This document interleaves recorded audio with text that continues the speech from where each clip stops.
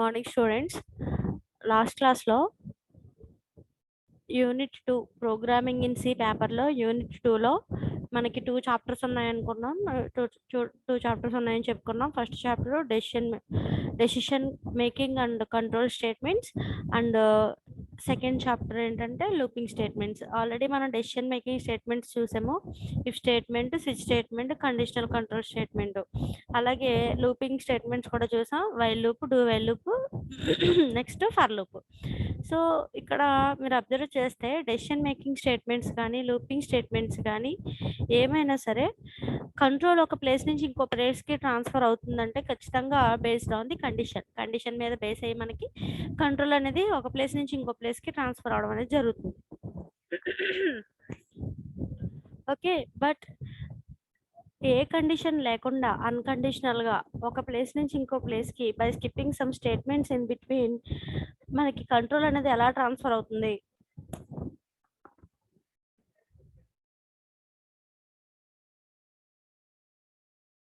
అంటే ఏ కండిషన్ లేకుండా కంట్రోల్ అనేది ప్రోగ్రాంలో సీక్వెన్షియల్గా ఒక లైన్ తర్వాత ఒక లైన్ ఎగ్జిక్యూట్ చేయకుండా మధ్యలో కొన్ని స్టేట్మెంట్స్ వదిలేసి ఒక ప్లేస్ నుంచి ఇంకో ప్లేస్కి ఎలా ట్రాన్స్ఫర్ అవుతుంది అని చెప్పడానికి యూజ్ అయ్యే స్టేట్మెంట్స్ అన్కండిషనల్ కంట్రోల్ స్టేట్మెంట్స్. ఇక్కడ మనకి అన్కండిషనల్ కంట్రోల్ స్టేట్మెంట్స్ ఏమున్నాయి? Go to statement, break statement, continue statement. 3 statements ఉన్నాయి. Go to, break and continue. ఈ 3 స్టేట్మెంట్స్ గురించి చదివితే మనకి ఈ సెకండ్ యూనిట్ కంప్లీట్ అవుతుంది. సో చూద్దాం.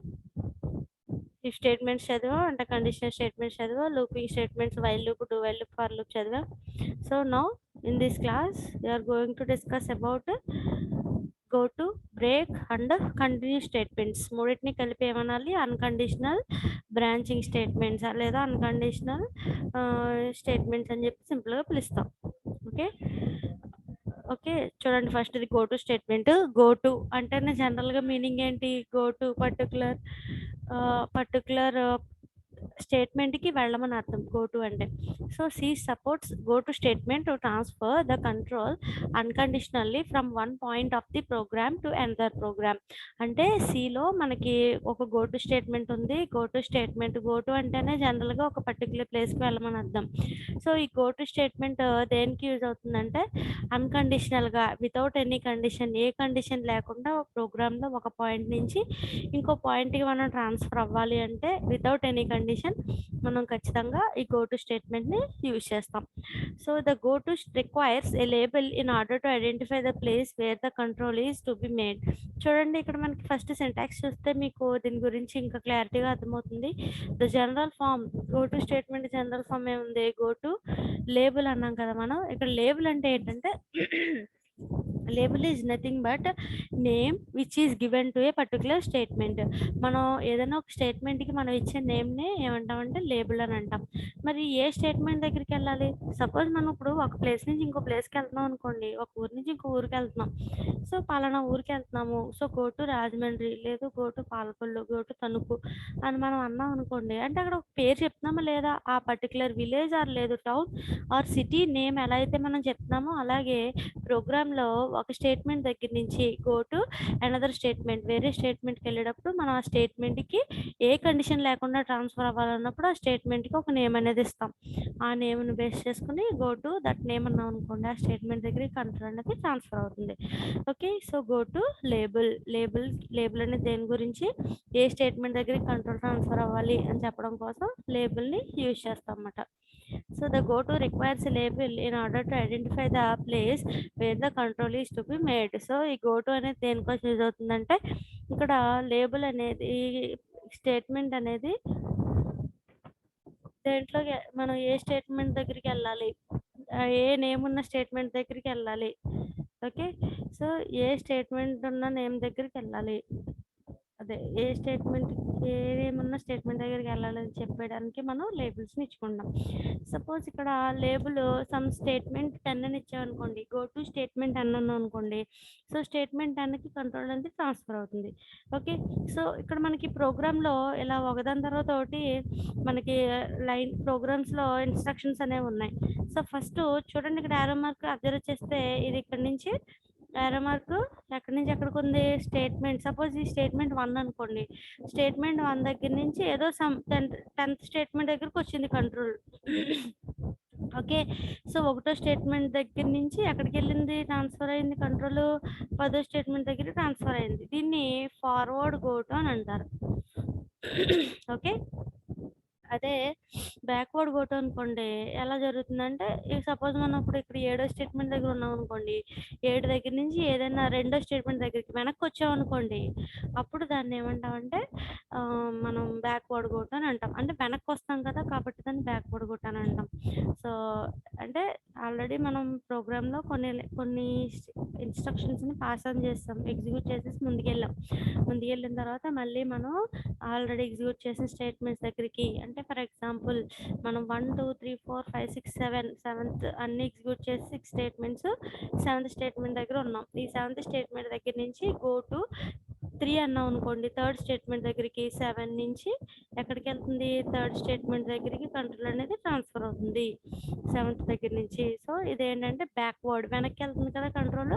సో, కాబట్టి దాన్ని బ్యాక్వర్డ్ గో టు అని అంటాం. సో, గో టు స్టేట్మెంట్‌లో మనకి 2 వేరియంట్స్ ఉంటాయి. 2 types of go to statements ఉంటాయి. ఏంటవి? ఫార్వర్డ్ గో టు, ఒకటి ఫార్వర్డ్ గో టు, రెండోది backward go to. Forward go టులోనేమో ఫస్ట్ ప్లేస్ నుంచి తర్వాత ప్రోగ్రామ్‌లో ముందుకి కనుక కంట్రోల్‌ని ట్రాన్స్‌ఫర్ చేస్తే దాన్ని ఫార్వర్డ్ గో టు అని అంటాం. అదే ప్రోగ్రామ్‌లో కంట్రోల్‌ని మనం వెనక్కి ట్రాన్స్‌ఫర్ చేస్తే అంటే ఆల్రెడీ ఎగ్జిక్యూట్ అయిపోయిన స్టేట్మెంట్స్ ముందుకి ట్రాన్స్‌ఫర్ చేస్తే దాన్ని బ్యాక్వర్డ్ గో టు అని అంటాం. ఓకే. సో, ఇక్కడ లేబుల్ అనేది ఏంటి? ఏదైనా ఒక వాలిడ్ నేమ్ దాన్ని మనం కాలన్‌తో ఇస్తామన్నమాట. చూడండి ఇక్కడ లేబుల్ తర్వాత ఏమిచ్చాం? కాలన్ ఇచ్చాం కదా! సో, అలా కాలన్ ఇవ్వాలి నేమ్‌కి. ఓకే.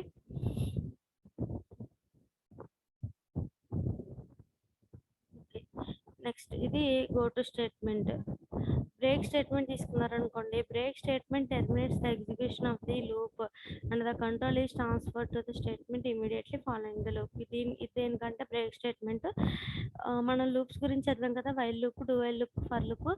ఈ లూప్స్ అనేవి ఆ కండిషన్ ట్రూ అయ్యేంత వరకు కూడా ఎగ్జిక్యూట్ అవుతూనే ఉంటాయి. లూప్స్‌లో ఉన్న స్టేట్మెంట్స్ అనేవి ఎగ్జిక్యూషన్ కంటిన్యూ చేస్తూనే ఉంటాయి. ఎప్పటి వరకు కంట్రోల్ అనేది అదే కండిషన్ అనేది ఫాల్స్ అయ్యేంత వరకు. సపోజ్ మనం ఇలా ఎగ్జిక్యూట్ చేస్తూ ఉన్నప్పుడు మిడిల్‌లో గనక డ్రాప్ అయ్యి లూప్‌లో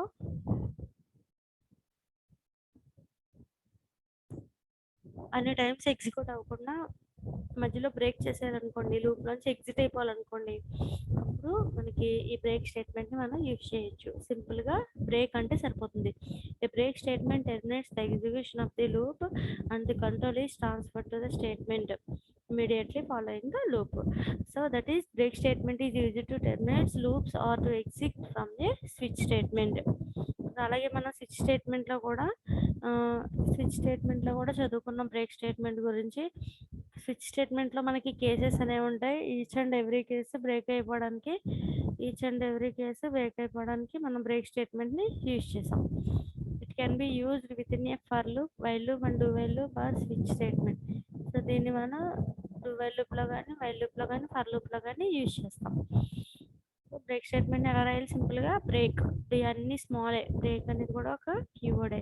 సో బ్రేక్ లాస్ట్లో సెమికాలన్.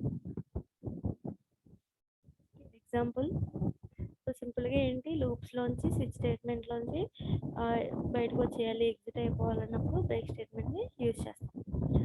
ప్రోగ్రామ్ చూడండి. ఫస్ట్ ఐ వాల్యూ 1 తీసుకున్నాం.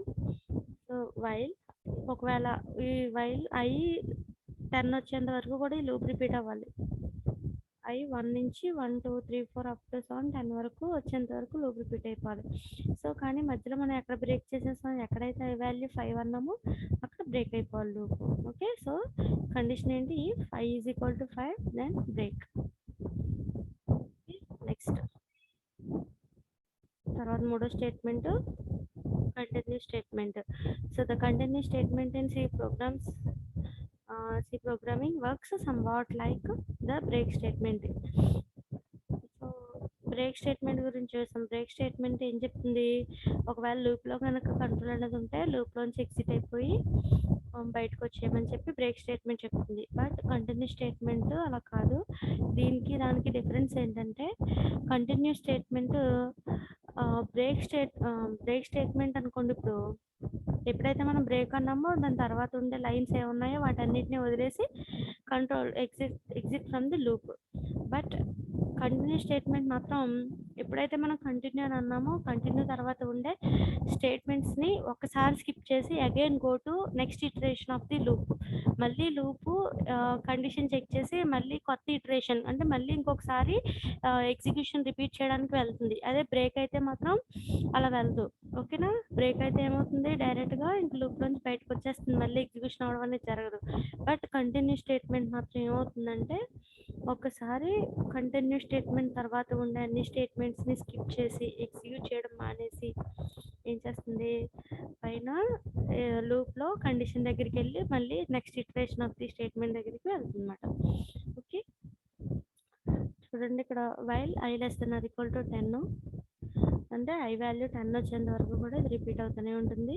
So I is equal to 5, ఎప్పుడైతే ఐ ఈజ్ ఈక్వల్ టు 5 అయిందో కంటిన్యూ అవ్వాలి. అంటే 5 ఒకటి మాత్రమే ప్రింట్ అవ్వదు, ఇక్కడ మిగిలిన కేసుల్లోనూ ప్రింట్ అవుతుంది. ఎప్పుడైతే ఐ వాల్యూ 5 అవుతుందో అప్పుడు మాత్రమే కంటిన్యూ అవుతుంది. అంటే రెండింటిని ఒకసారి వదిలేసి అగైన్ చూడండి, కంటిన్యూ అంటే అగైన్ ఇక్కడ నుంచి కంట్రోల్ ఈ రెండు స్టేట్మెంట్ని స్కిప్ చేసేసి ఇక్కడ నుంచి అగైన్ ఎక్కడికి వెళ్తుంది, మళ్ళీ నెక్స్ట్ ఇటరేషన్కి వెళ్తుంది, మళ్ళీ ఇది అలా కంటిన్యూ అవుతుంది. అదే బ్రేక్ అయితే మాత్రం అది నెక్స్ట్ ఇటరేషన్కి వెళ్ళడం అనేది జరగదు. అది బ్రేక్ కంటిన్యూకి మధ్యన డిఫరెన్స్. చూడండి ఇక్కడ 5 ప్రింట్ అవ్వలేదు, అవుట్పుట్లో 5 అనేది ప్రింట్ అవ్వలేదు. Okay, so this is about go to break and continue statements. These three are comes under unconditional branching statements. Okay, so దీంతో మీకు యూనిట్ 2 సి ప్రోగ్రామ్లో యూనిట్ 2 కంప్లీట్ అయింది. Okay, from next class onwards unit 3 or unit 4 ఏదో ఒకటి start చేస్తాను.